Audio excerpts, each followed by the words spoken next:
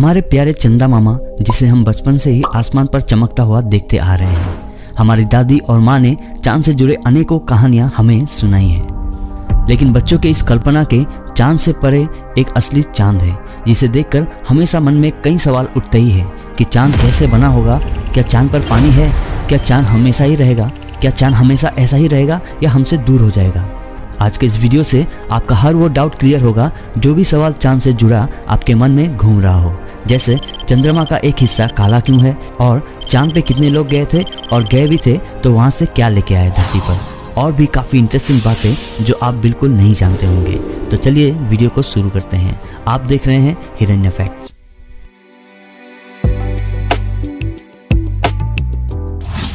चंद्रमा का एक हिस्सा काला है, ये पूरी तरह से एक मिथक है। वास्तव में चंद्रमा के दोनों पक्षों पर सूर्य का प्रकाश समान मात्रा में पड़ता है, लेकिन पृथ्वी से चंद्रमा का केवल एक ही चेहरा देखा जाता है। इसका कारण यह है कि चंद्रमा पृथ्वी के साथ सिंक्रोनस रोटेशन करता है। इसका अर्थ है कि चंद्रमा अपनी धुरी पर ठीक उसी तरह घूमता है जिस समय वो पृथ्वी की परिक्रमा करता है। इसलिए हमेशा चांद का एक ही पक्ष पृथ्वी के सामने रहता है। हम पृथ्वी से चंद्रमा का 60% भाग ही देख पाते हैं।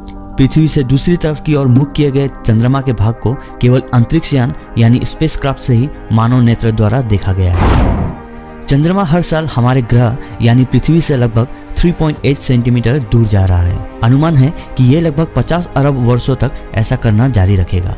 ऐसा होने तक चंद्रमा को वर्तमान में 27.3 दिनों के बजाय लगभग 47 दिन लगेंगे पृथ्वी की एक परिक्रमा करने में। पृथ्वी की तरह चंद्रमा पर गुरुत्वाकर्षण है, लेकिन वो पृथ्वी के गुरुत्वाकर्षण की तुलना में बहुत कमजोर है। ये पृथ्वी के गुरुत्वाकर्षण का मात्र छठा हिस्सा है। इसलिए चांद पर आपका वजन पृथ्वी पर अपने वजन का लगभग 1/6 यानी 16.5% होगा। यानी अगर आपका वजन धरती पर 60 kg है तो आप सोच लो कि आपका वजन चांद पर केवल 10 kg ही होगा। यही कारण है कि चंद्रमा पर अंतरिक्ष यात्री हवा में इतनी ऊंची छलांग लगा सकते हैं। आपको जानकर हैरानी होगी कि नील आर्मस्ट्रांग ने चांद पर जब अपना पहला कदम रखा था तो उससे जो निशान चांद की जमीन पर बना वो निशान अब तक वही है और अगले कुछ सालों तक ऐसा ही रहेगा, क्योंकि गुरुत्वाकर्षण कम होने के कारण चंद्रमा पर वायुमंडल नहीं है। अब तक चंद्रमा पर केवल 12 लोगों द्वारा ही कदम रखा गया है। ये सभी अमेरिकी अंतरिक्ष यात्री थे। 1969 में चंद्रमा पर कदम रखने वाले पहले व्यक्ति अपोलो 11 मिशन पर गए नील आर्मस्ट्रांग थे और चंद्रमा पर दूसरा कदम बज एड्रियन ने रखा था, जो अपोलो 11 मिशन पर नील आर्मस्ट्रांग के साथ ही थे।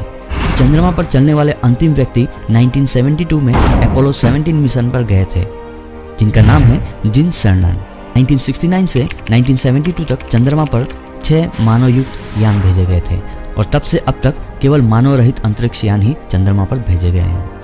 आइए आप जानते हैं कि चंद्रमा की उत्पत्ति कैसे हुई थी। दरअसल चंद्रमा की उत्पत्ति को लेकर वैज्ञानिक समुदाय के बीच एक मत नहीं है। कोई भी वैज्ञानिक पूरी तरह से आश्वस्त नहीं है कि चंद्रमा कैसे बना।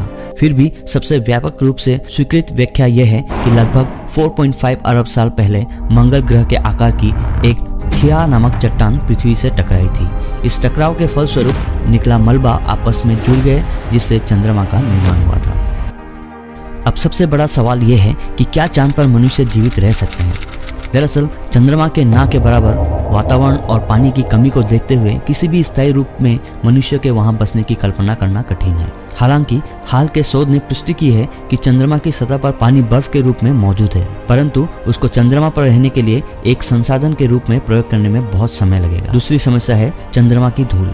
नासा के अंतरिक्ष यात्री retired NASA astronaut Peggy Wilson ने अपने इंटरव्यू में बताया था कि अपोलो मिशन में धूल के साथ बहुत सारी समस्याएं थी। चंद्रमा पर धूल रेगोलिथ के रूप में जाना जाता है, जो कि पाउडर की तरह है, जो उपकरण को गंभीर रूप से नुकसान पहुंचा सकता है। इसके अलावा एक समस्या तापमान में अंतर की भी है। चंद्रमा अपनी धुरी पर घूमता है और पृथ्वी के हर 27 दिनों में एक पूर्ण चक्कर लगाता है। इसलिए चंद्रमा के एक तरफ दिन का समय पृथ्वी के लगभग 13.5 दिनों तक रहता है।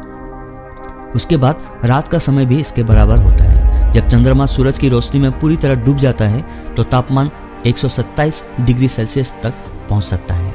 अंधेरा होने पर तापमान 290 डिग्री फ़ारेनहाइट तक गिर सकता है। इसलिए चंद्रमा दिन के समय अत्यंत गर्म और रात में अत्यंत ठंड होता है। यहाँ रहना मनुष्य के लिए बहुत मुश्किल है। मैं आशा करता हूँ कि मेरा ये वीडियो आपको पसंद आया होगा और चांद से रिलेटेड जो भी डाउट आपके मन में था वो आज क्लियर हो चुका होगा। तो वीडियो पसंद आए तो एक लाइक और चैनल पर नए आए हो तो सब्सक्राइब करके जरूर जाना। हम फिर मिलेंगे एक और इंटरेस्टिंग और अमेजिंग वीडियो के साथ। तब तक के लिए बाय।